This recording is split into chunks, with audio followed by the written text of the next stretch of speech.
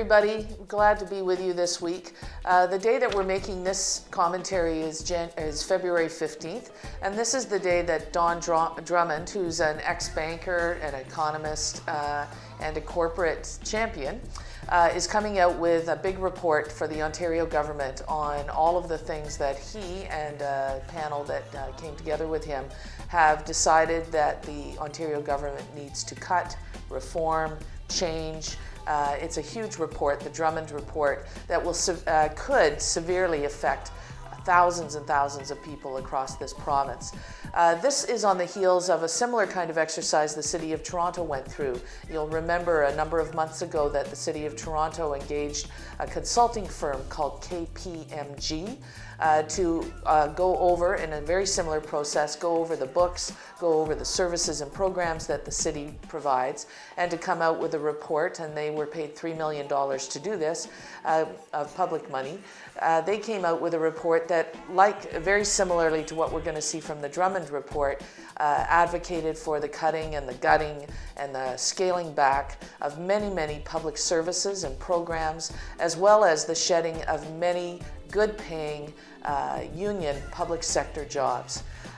So we see this at every level of government, that when governments want to take action and they want to cut, they want to lower services, they want to basically solve the fiscal problems that have been caused. Let's remember, in 2008, our most latest fiscal crisis was not caused by the people of Ontario, was not caused by the average person in Toronto. It was caused by mutual fund speculators, it was caused by bankers, it was caused by reckless and criminal playing around with people's money, with speculation, with financial deregulation.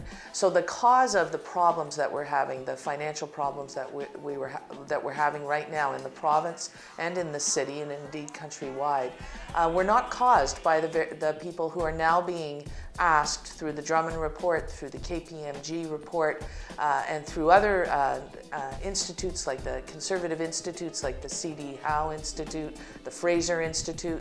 All of these institutes and experts are saying that the people who need to pay for the fiscal crisis, for the recession, for the fact that it's very difficult for any level of government to balance the budget right now, the people who are being asked to pay for that are people like you, are the average person, are the migrant workers and the temporary workers, many of whom lost their lives tragically a couple of weeks ago in southwest Ontario, are the women who are single-parent households, heading single-parent households, single moms, people on ODSP, people on welfare, on non-status people, people who are working under the table and being exploited by their employers, are people in unions, public sector workers, people like the folks who worked at the Caterpillar plant in London, Ontario, that was shut down by a multi-million-dollar business, Caterpillar Incorporated,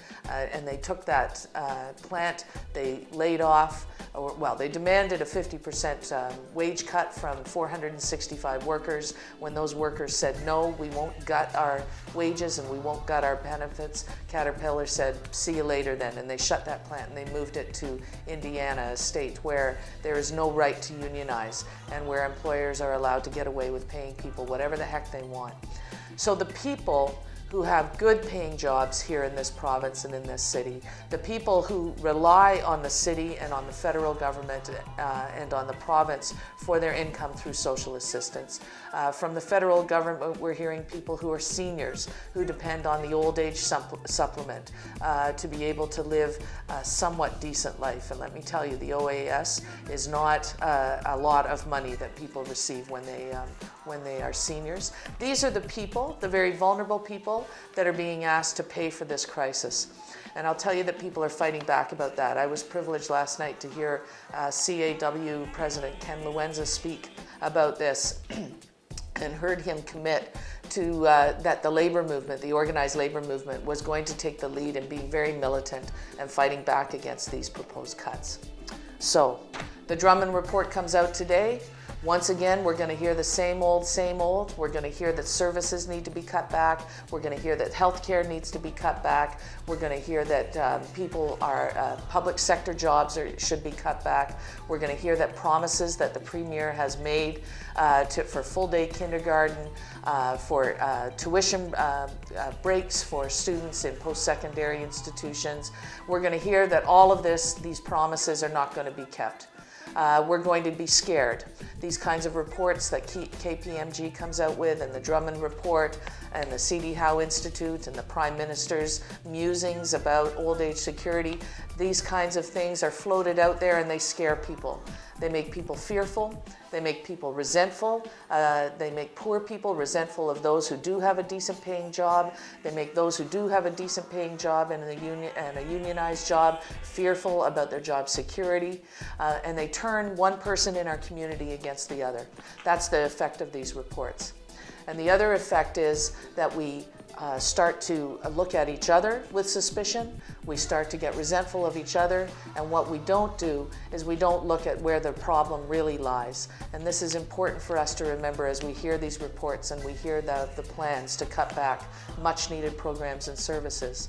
The real villains in the fiscal crisis are those money market speculators, are those banks that give out, are crying and asking for deregulation, are the corporations who don't pay their taxes and benefit from so many loopholes and tax loopholes that they get away, they stop paying taxes very early on in the year. So these are the real villains. And what you won't hear from Don Drummond, and what you didn't hear from KPMG, and what you won't hear, and what Dalton McGuinty has already said, is that they will not raise corporate taxes. They will not reinstate the vehicle registration tax in terms of when we talk about the city. They will not raise taxes on the wealthiest. They will not stop the planned purchase of military jets. They will not stop the planned building of prisons right across this country. So these things that are the real villains, that are the things that cost millions and billions of tax dollars, money that could be used to be able to fund income assistance to a proper level so people can live in dignity. These are the things that could be used to fund an expansion of healthcare and other services rather than cutbacks. We don't see pledges to protect the right to unionize. We don't see pledges to protect the right of workers to organize. And we don't see pledges to improve the situation for new immigrants in this country, for migrant workers who toil and under awful conditions and live in awful conditions. That's what we're not seeing. What we're seeing instead is that those very people are the ones who are going to have to suffer, going to have to cut back, and going to have to expect less. And this is not okay, folks, and I know that you know this is not okay, and it's important for us to do something about it. It's important for us to contact our politicians, as we say every week. Make sure to be on the email and on the phone to your local MP, to your local MPP, and to your local councillor to let them know what you think about these clawbacks, about these cuts to programs and services, and about these proposals.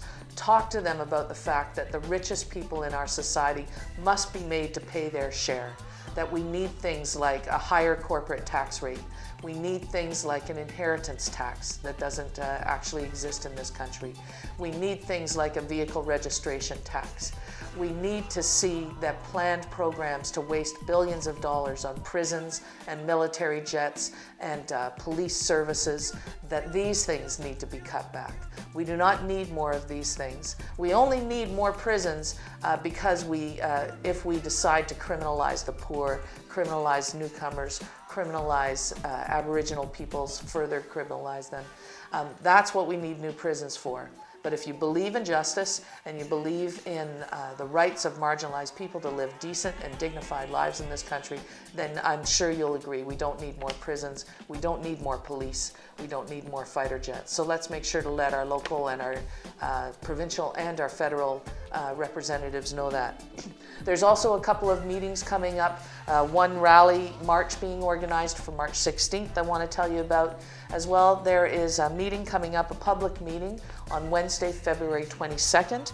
It's by a group called economicinequality.ca. It's the second in a series of public forums that we're organizing. I'm part of that group, and we're trying to bring together some of those people who do need to pay more taxes. We're trying to get some of them talking with social justice activists and people who care about these kinds of issues together. It's on Wednesday, February 22nd from 7 to 9 p.m. It happens at Eastminster United Church in the auditorium. That's 310 Danforth Avenue. You can find details about this meeting at www.economicinequality.ca. And I invite you to come to that meeting. We've got a couple of speakers. Roger Martin, who's the Dean of the Rotman School of Management at the University of Toronto, will be speaking from the corporate side for economic reforms that do not harm the marginalized and the 99%, as the Occupy movement says it. We also have Armine Yalnazian. She's a senior economist with the Canadian Centre for Policy Alternatives. Both of these speakers will be talking about what they see to be some of the things that we can do in this country about economic inequality.